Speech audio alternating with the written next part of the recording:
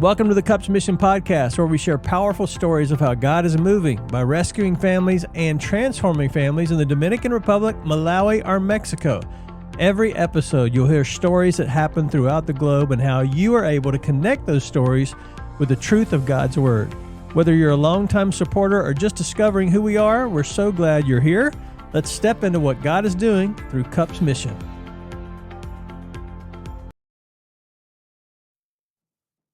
Hey there, welcome to the podcast. I'm Jack Eason. Thank you for joining me. And hey, would you spread the word and help us grow our community, whether it's online, wherever you are, or just word of mouth. Let people know and give us a rating. That would sure spread the news about what God is doing with us together as a community. Hey, today I just want to encourage you. Every episode we want to break the cycle of isolation. We want to help build practical insights for you to live on mission and make an impact together as a community. We want to be a people who heal one another instead of harm one another, and we help one another build bridges instead of barriers, all for the sake of living on mission as a Christ follower. So I want to encourage you, go online, download the resource, cravingcommunity.com.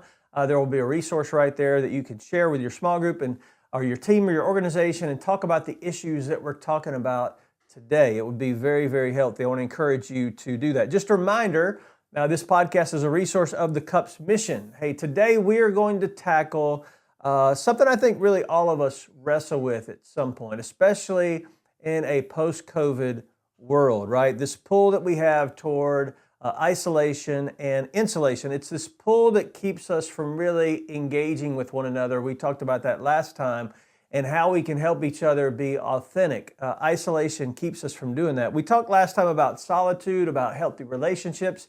And we also talked about some of the barriers or obstacles that keep us from being authentic. If you missed it, I want to encourage you to go back and take a listen. All of us deal with isolation. You know what I mean. I mean, those seasons where it feels like it's easier to shut down, not talk to anybody, not engage with anybody, keep people at arm's length, and just do life alone. And though it feels like that's what we need to do, the reality is isolation might make us feel safe for the moment, but over time, it will rob you and I of the joy that comes from relationship and the growth and the connection that comes from relationships. So today we're going to talk about 3 ways to break that pull. All right, 3 ways. Here they are. I'm going to give them to you right at the front.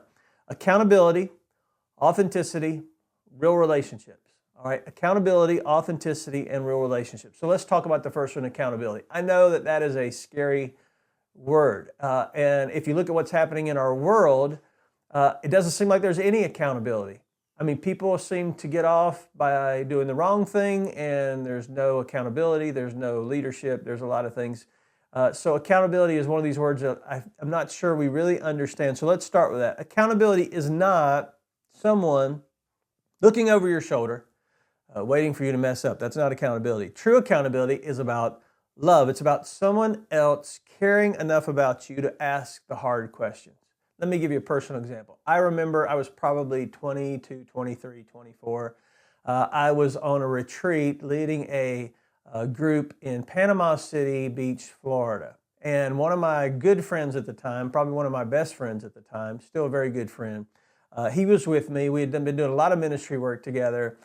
We came out of this session and we were sitting by the swimming pool and we just started talking. We just started sharing what was going on with one another. And we both said to each other, you know, we are so tired of this roller coaster ride of Christianity, of, man, we're up on the mountain one day and then we're down in the valley the next day. And we just said, you know, we just wish we would pray harder, and we would, you know, close our eyes and grit our teeth and we would pray harder. And prayer is a good thing. Prayer is a good thing. But nothing sometimes it seemed like nothing changed, all right? And so we said to each other, what could we do? And it was crazy. He said, why don't we just share with each other what's going on? We've known each other a long time, probably known each other 15 years at that point. We know each other when we were young, kids. And he said, or I said, I can't remember who did it, let's write down on paper what we're struggling with, so we can hold each other accountable. So he wrote his list. This is sitting out by the swimming pool. He wrote down his list. I wrote down mine. And after a few minutes, I remember us kind of passing the papers to one another and very, very nervous that he was going to look on my piece of paper, and he was probably going to say, "Wow, you're a jerk. How could you be such a loser? I don't want to be your friend anymore." That was what I struggled with, like rejection, like we talked about in the last episode. But actually, when I looked at his list, I thought, did he actually hand me mine back? Because it was almost the same things on his list that were on my list.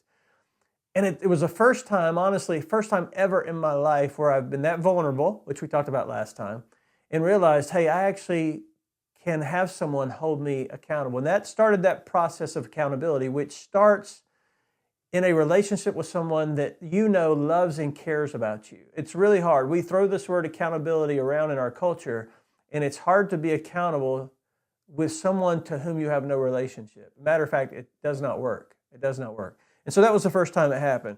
Proverbs talks a lot about this, by the way. One of the great verses is Proverbs 27:17, which says, "As iron sharpens iron, so one person sharpens another." That's accountability. It's not comfortable.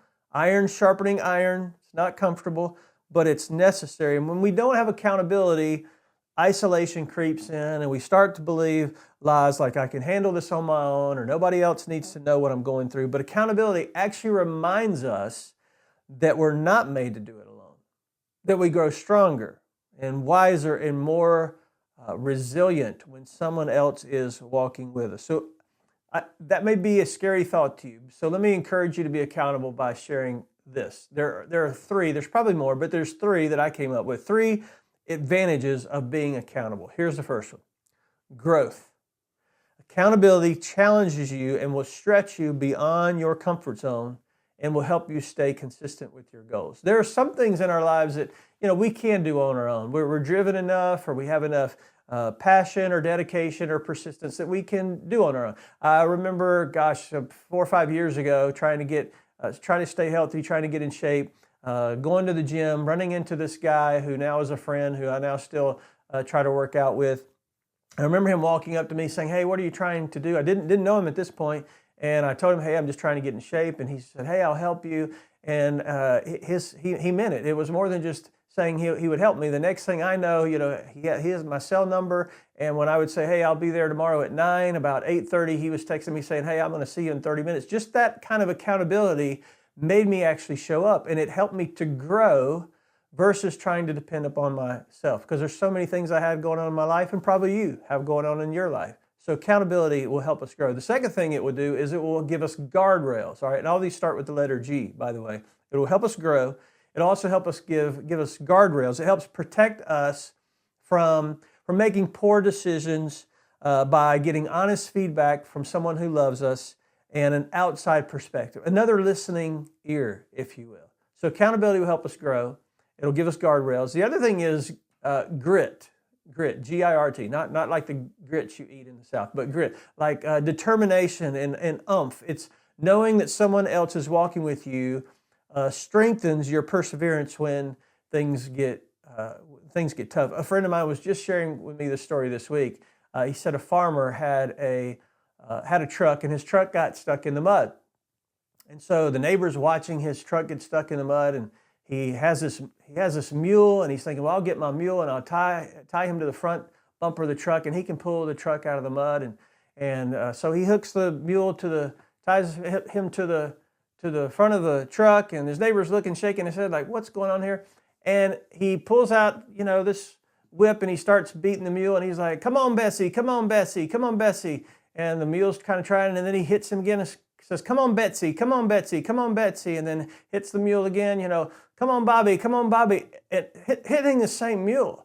After a while, that mule starts stiffening up, and the next thing you know, you see the truck kind of come out of the mud, and the neighbor's kind of shaking his head, laughing, and he walks over and he says to the farmer, he's like, I'm totally confused. You were whipping on your mule, and you called your mule like 3 names. What's up? And the farmer said, he works better if he thinks other people are helping him. And the same thing is true with us. We work better when we think there's other people pulling alongside us. It gives us grit. It strengthens us. So accountability is so important. So I just want to encourage you to think about that. Again, accountability helps us grow. Accountability gives us guardrails. Accountability gives us grit. But how do we actually get to accountability? It's being real. It's being honest. It's another word that starts with an A. It's called authenticity. So let's talk about that a little bit. Why is it so hard for you and I to be vulnerable? We talked about that last time in the last podcast, to be authentic with one another. Because vulnerability feels risky. We wonder if people really know if they know who I really am, are they going to like me? Are they going to accept me? Here's the flip side though, and you really got to keep this in mind, and I do too. Without vulnerability, there's no real connection. It's just fake without vulnerability, because you've put up a front, you haven't really revealed your true self. So the relationship, you don't really know how to put a value on the relationship because you don't know if it's actually real. So vulnerability is so key. Without vulnerability, there is no real connection. And if we only show people the highlight reel, which is what social media and our world is so good at doing, then we never really get to know the real person. They don't get to know us. We don't get to know them. And if we're never known, if we're never fully known, then we will feel isolated even in a crowd. Here's what James 5 says. I think we mentioned this verse earlier in an earlier podcast. Confess your sins to each other and pray for each other so you may be healed. Did you notice that? Again, we want to be a people who heal rather than harm, who build bridges instead of barriers. Or how do you bring healing? You bring healing through honesty. It's the only way it comes. Let me read that verse again. Confess your sins to each other and pray for each other so that you may be healed. So authenticity comes when we open up the door for God to work through our relationships. And just like accountability has benefits, authenticity has benefits. So let me give you 3 that I've come up with. Here's the first one. Freedom. Freedom. You don't have to wear a mask. You don't have to pretend. You can just be who you are. You can be genuine, and it brings relief and peace. I travel a lot. And, when you're traveling and you meet different people, there's a little bit of not a mask, but a little bit of a guarded front, because you don't know the people necessarily, in different venues or atmospheres or churches or schools or wherever I'm speaking. But when I walk in the door at home, it's like, just everything falls off, because they know who I am. And they accept me. And they know all my flaws too, by the way. So freedom is a big deal. It's a big thing. And if you are authentic, then freedom is a great benefit. Here's a second one, fulfillment. Fulfillment. Fulfillment means this: living true to your values and identity, which will lead to deeper satisfaction and deeper purpose. So if you're authentic, you experience freedom, you experience fulfillment, and you experience friendship, which is what we all want. We all want connection. We all want relationship. Again, we don't want solitude. We're not made to be alone. We're made to be in relationship with each other. So you experience friendship. And authenticity attracts trust. It fosters meaningful, lasting relationships and connections. So let's talk about those connections for just a minute. The power of connections. Wow, let me just share something personal. I mentioned traveling. When I travel a lot, it's so easy to, whether it's speaking or serving or just being on the road or even on a podcast, it's so easy to present a polished version of yourself, right? People see the best moments. They see the best highlights. Even at a recent event, a friend of mine said, hey, I saw on social media where you were here, and I saw a picture of your wife. You guys looked like you were having a good time. I said, well, let me be honest with you. We were having a good time, and we do have a good time. After almost 30 years, you learn to have a good time, right? But I said, the reality is, just before that picture was posted where we were smiling, we were really into it. So we sometimes just see the highlight reel, and we present a polished version of ourselves. And that's where authenticity really gets tested. And what I've learned is we really want to present our real selves so that we have true value. We can't hide behind the stage or our schedule. And so we've really got to push to be authentic. It's in those honest, everyday connections that we have with each other where real growth happens. So what's the takeaway today? Let me just give you a couple. First of all, authenticity is the foundation of meaningful relationships. Being honest. Without it, relationships stay shallow. Ecclesiastes 4:12, I love this. Though one may be overpowered, two can defend themselves. A cord of 3 strands is not easily broken. And the reality is the strong connections don't just protect us, they empower us to actually thrive in our world. So let's give a quick recap for today. Let's wrap this up. Breaking the pull of insulation and isolation takes 3 things. All right? Accountability, authenticity, and connection. Accountability sharpens us, it will free us, and connection strengthens us. So here's a simple challenge for you this week. Find one person, just choose one person in your life and take a step toward deeper connection. Maybe it's asking for accountability in an area where you're struggling. Maybe it's being more authentic and sharing what's really going on. Or maybe, just maybe, it's just reaching out to reconnect with someone you've drifted from. Remember, God did not create us to do life alone. He created us for community, and that's where we will find our strength. Okay? Thanks for listening. Please share this with your friends. Give us a review. Spread the word of mouth. Let's build our community so we can help each other. And again, help us live on mission and make an impact. That's what we want to do. Our prayer is that we will help each other heal rather than harm. We will help each other build bridges instead of barriers, all for the sake of living on mission as a Christ follower. Go online, cravingcommunity.com, get the guide for today, the leadership resource for today. Use it with your small group or your organization or your church or your community. Don't forget, you can find that absolutely free online. And don't forget, remember, we can make an impact together. We will see you next time. Thanks for tuning in to today's episode of the Cups Mission Podcast. We hope you've been inspired by how God is rescuing children and transforming families. If you want to learn more, get involved, or support what God is doing in the Dominican Republic, Malawi, or Mexico, visit us at cupsmission.com and see what God is doing.